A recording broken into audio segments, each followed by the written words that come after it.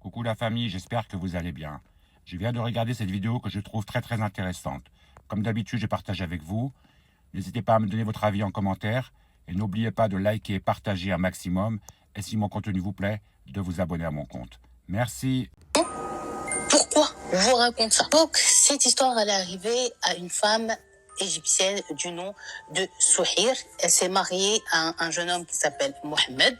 Tous les deux, ils sont égyptiens, mais son mari, il habite et il travaille en Libye, plus précisément dans la ville de Darna. Ce qu'il faut savoir, c'est que le mari, il a pris un nouveau logement. Parce que quand il habitait tout seul, il avait un studio. Là, il lui fallait un appartement plus grand. Et au début, tout se passait bien, rien à signaler, c'était une vie normale.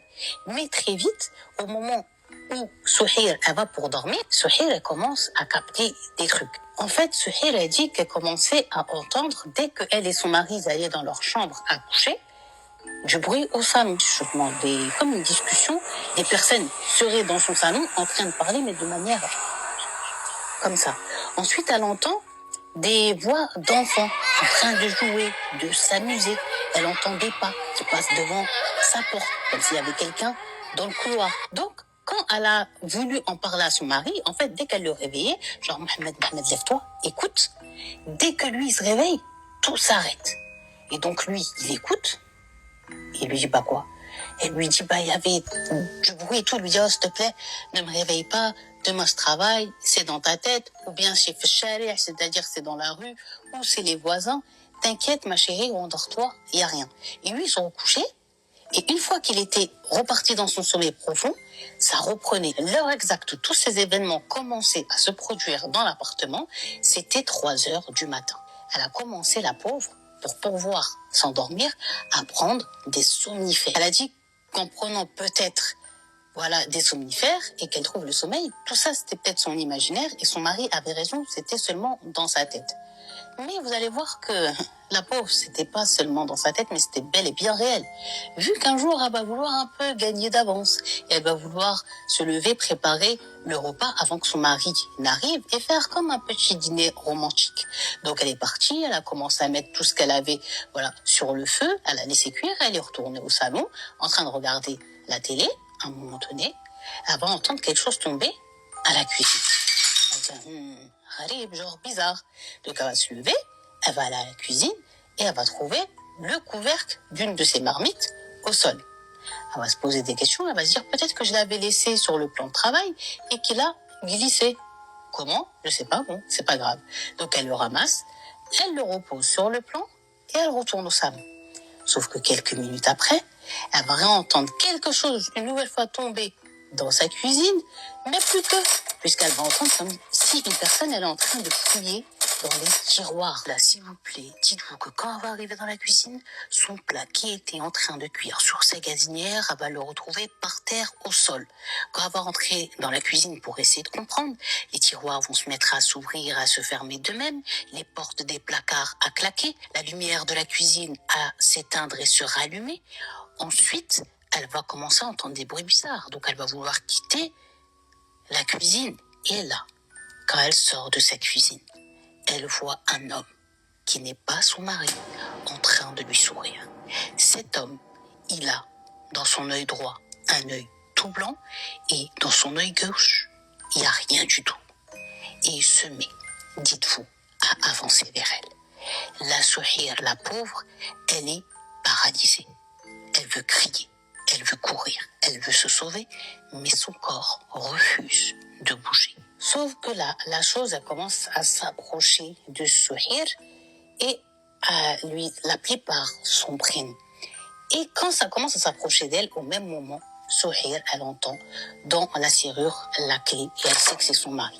Dès que la chose, elle a entendu que son mari revenait, ça a disparu. Skina Souhir, qu'est-ce qu'elle fait? Elle se lève parce qu'elle était tombée au sol, la pauvre, et elle va vers son mari qui comprend rien, et elle pleure, et elle commence à lui expliquer, elle le supplie, et elle le conjure de quoi?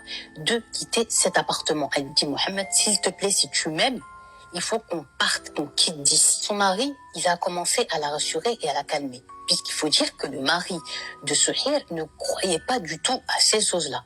il a commencé à lui dire, écoute, tu sais quoi, pour que ton esprit soit plus tranquille, je vais mettre des caméras partout, dans la cuisine, dans le salon, dans la chambre, partout.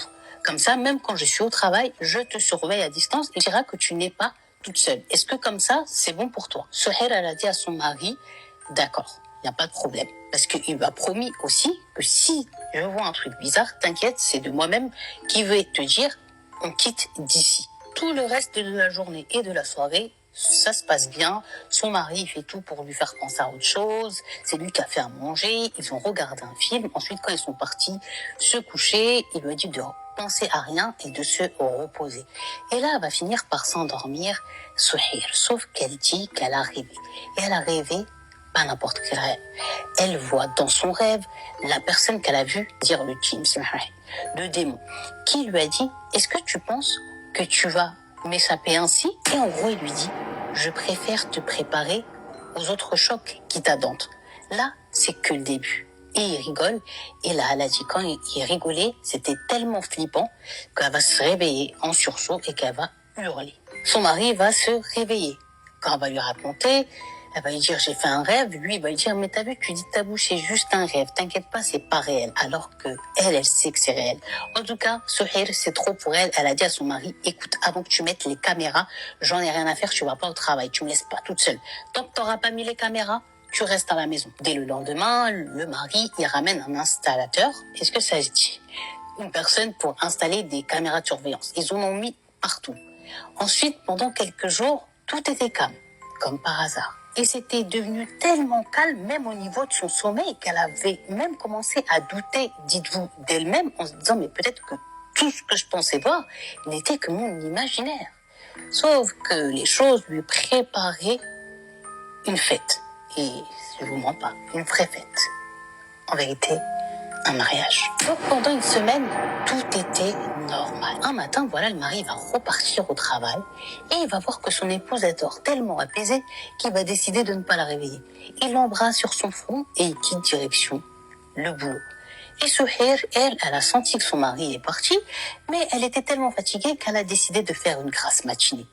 Sauf qu'à un moment donné, elle va se mettre à entendre autour d'elle de la musique et des mouvements, comme si une fête était en train de se faire. Et au début, elle a l'impression que peut-être ça vient des voisins, peut-être qu'ils sont en train de fêter un baptême, un mariage, un fiançailles. Sauf que elle sent que la musique, on dirait qu'elle joue directement dans sa chambre. Donc là, ça la dérange un peu. Elle se dit peut-être que son mari a laissé la fenêtre ouverte. Donc si elle la referme, elle va pouvoir redormir normalement. Donc quand elle ouvre les yeux, là, elle est choquée, puisqu'elle va voir autour d'elle des gens en train de tabouer, c'est-à-dire de faire du tambour, en train de faire du bindel, d'arbouka, bref, en train de faire des fêtes. Elle voit pas leur visage, ils sont tous habillés en noir et tournent tous autour de son lit. Ils font des youyou, ils chantent. Ça se voit que c'est pour elle qui chante. Donc Souhair a dit, tellement qu'elle est choquée, elle veut se lever pour essayer de partir, comprendre, même crier. Sauf qu'elle sent, elle dit, comme si quelqu'un ou quelque chose ou plusieurs personnes sont en train d'appuyer par force sur moi pour que je ne bouge pas. Je me sens prisonnière. Elle dit concernant les chants et les paroles que ces femmes et ces choses étaient en train de chanter, elle dit, elle comprend rien. C'est pas de l'arabe, c'est pas de l'arabe littéraire, c'est une langue étrangère. Elle dit quelque chose qu'elle n'a jamais entendu de toute sa vie. Ce qu'elle peut nous dire, c'est que c'est flippant. Elle dit, elle voit tout ça, elle est choquée, puisqu'elle comprend, elle sait que ce qui est devant elle, ce sont des djinns, c'est un film. Et là, elle dit, à un moment donné, tout le monde qui avait dans sa chambre commence comme ça à s'écarter, à laisser un chemin, et qui va s'avancer, habillé bien, avec une bonne odeur de prour, comme un mari, c'est-à-dire comme un marié, celui qu'elle a vu